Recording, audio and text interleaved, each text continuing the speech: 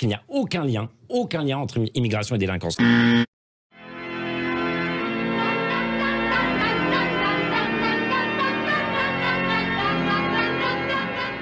Naël était mon fils, un garçon de 17 ans, respectueux, gentil, amour. C'est vrai que c'est pas facile.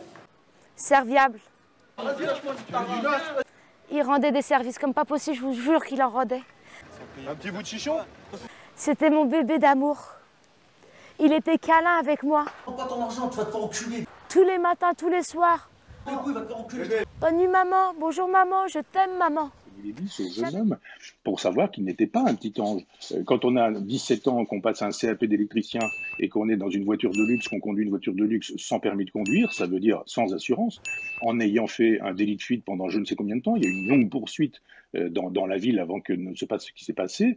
Il y a un moment donné où on dit ce qu'on veut, mais sûrement pas que ce garçon était un petit ange.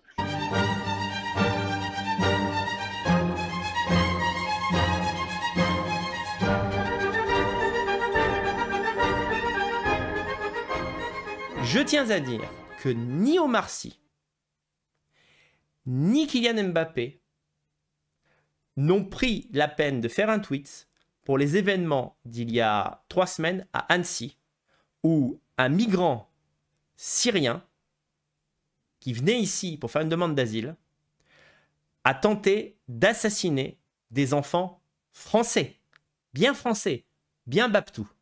Kylian Mbappé, il n'a rien dit. Omar Sy, il n'a rien dit. Pour l'affaire Lola, la même chose. Alors, je ne voudrais pas faire de comparatif qui semble ne pas avoir lieu d'être. Ce sont 2 affaires très différentes. Mais ce que je voudrais comparer, c'est le niveau de réaction, le niveau comment dirais-je, d'implication émotionnelle d'une certaine partie de la population française. Lola était vraiment un petit ange parti trop tôt.